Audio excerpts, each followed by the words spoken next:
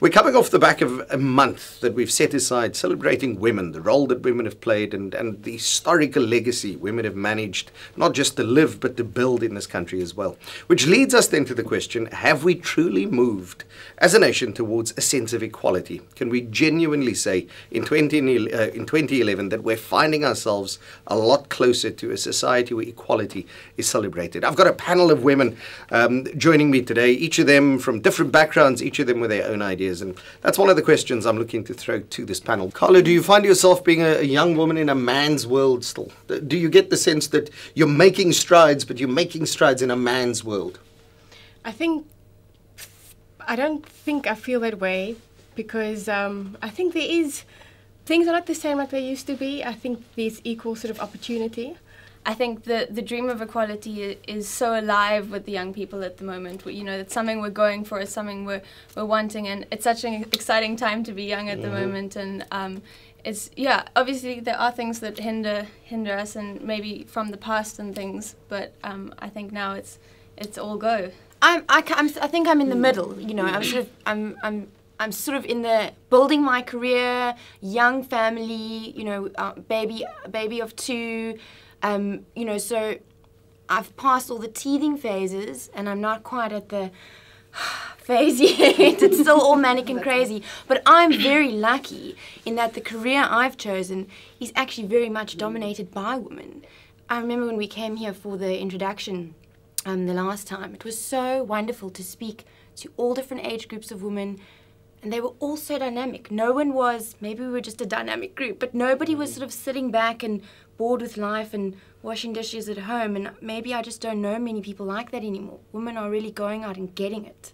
Sandra, are we making strides? Are you seeing it? Are you feeling it? Are you buying what you're hearing? There's a lot of enthusiasm in the room. There's a lot of appreciation for the fact that women have moved, that they've staked their claim. Are we where you'd like to see women? No, definitely not.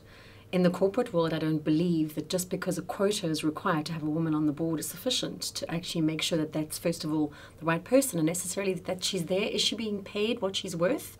Generally, women are not paid what their male counterparts are, even if they're on the board of a corporate company. So no, I think we still have a very long way to go, and I'm not just talking South Africa. I think worldwide, there's a huge gap as to what women are allowed to do and what men have always been allowed to do. The generation I'm part of is trying its best to be equal, except that most people I know who are still in high school are getting their ideas from their parents and their grandparents. It's not because of them. They grew up in a household where the father has to come home, bring the food, brings the money for the mother to buy the food and cook the food. It's not necessarily them.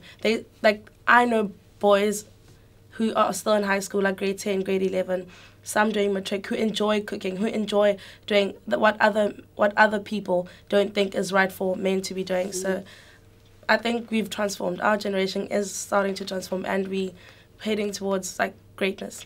I think it's taking steps forward, and I mean, as much as we want to be, you know, independent and go-getters, we are still influenced by the older generation, and our parents, our aunts and uncles, the people who we surround ourselves with, you know, are a huge influence to us, and we're looking up to you still, and still wanting to take our own steps and, you know, make our own paths and own decisions. I work with community care workers, and I am very much aware of what we often see as change within society around the role of men and women is actually because there's a woman sitting somewhere catching the flack, whether it is the woman who looks after my children when I go out to work, but there's somebody taking care.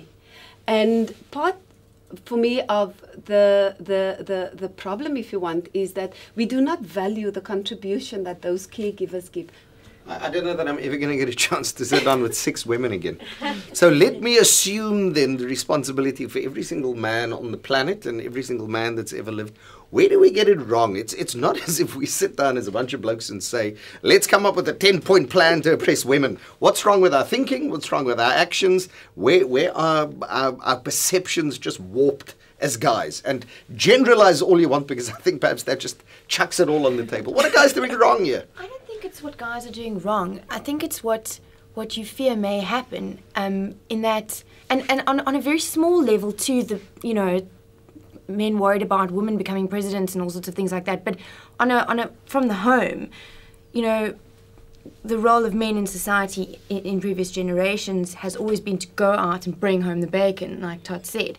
But they want to come home to their family, and they want to come home to their nurturers and their good home cooked meal and all those things. And what happens when we're also sitting in traffic at 6 o'clock? They're losing that sense of family.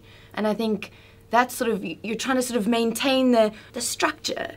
So you're saying that women basically keep the family together?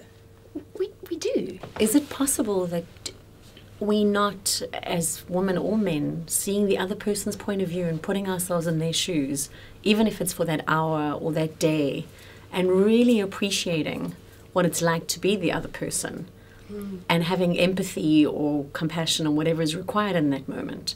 So I'm not sure that men necessarily can take the whole blame for what they're doing wrong, as you asked the question. I think it's both. We all have to take responsibility for a relationship because it's not just one-sided. Heading into relationships, how does one establish, because obviously the dynamics of relationships are beginning to change as we fulfill different roles in society, both men and women. How does one almost establish the ground rules early on so that the expectations can be met? I think we just easily fall into a system of expectations. You will cook the food, I'll earn the money, and this is the way it's going to be. We shouldn't have expectations. Like, I'm not into cooking and cleaning and washing dishes. I love cars. Personally, I that's what I love. And if I meet someone who's the complete opposite of me, I'll be really happy. Because then while I'm fixing the engine or checking up what's wrong with the car, he'll be cooking in the kitchen. There shouldn't be like expectations saying that women have to do this, men have to do that. We should all fall into place according to what you love, and reach a common ground where we say we both happy with doing this and that. My generation has come from my grandmother being a single parent, then my mom ending up being a single parent. So we didn't have that sort of male figure in the house, and she raised 3 daughters to all be sort of independent, don't rely on a man. So when I end up in a relationship, I tend to be sort of like the dominating male figure, sort of like I can do my own thing. You sort of just here to provide sort of love and comfort for me. But I know a lot of people who were raised by only women, and you do learn to take care of yourself. So when you look for a partner, you don't want necessarily a breadwinner. Yes. You know, I got a job, I can go work for myself. I want an equal partner, somebody who can be vulnerable with me and somebody I can be vulnerable with. And that's not about being men or women. It's about being a human being. As a young South African woman, the concept of lobola, how does that sit with you? Please, no. For us, lobola goes higher if you can cook. Yes, if you can cook, higher. if you can iron, it goes higher and higher and higher. And then the man's family needs to pay a certain amount of money to your family because you can cook, because you can clean. But can I ask, why don't they count like degrees, like how much you've learned, your school career? School why don't fees. they count things like that? Why do they count cooking and cleaning? What's that going to do for me? Like, education is what's making us what we are today. So when they're counting the lobola, why don't they count, okay, is this person educated? How are they doing in like their career at work? They should count different fields of our life because we all different and we all excel in different ways. It's not easy when the predominant message out in society is still that a woman's place is in the house. You can go out and be successful and so forth, until this government invests more in educare centers, make sure that children are safe when mothers and fathers are at work, to make sure that children get good quality education, particularly children with learning needs. If that starts happening, if we improve this transport system so that the sisters can go out, have a 12 o'clock movie, go for supper and not worry about being raped or harassed or damaged in any way. That is when I think society is putting its money where its mouth is and making sure that women and men have an equal chance. Until then, it's all lip service, I think. I mean, how progressive for the bigger picture would it be to have educare centres and creches, if not on the work premises? I know that there are some companies doing it where they have a whole floor. It will change. I mean, I know how stressful it is for me to make sure that my little one gets to play school on time, that I get to work on time.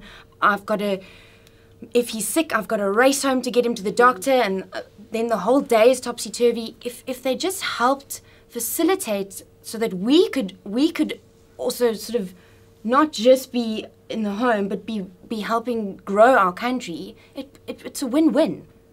Well, ladies, thank you very much for your time. It's been a most enlightening discussion. It's come off the back of Women's Month, and I think with the kind of thinking that we saw coming out of this group, it's safe to say a lot of work still to be done, but I think we've made massive, massive strides. But with women like these, committed, passionate, hardworking, deep-thinking women, I think we can very easily turn the corner.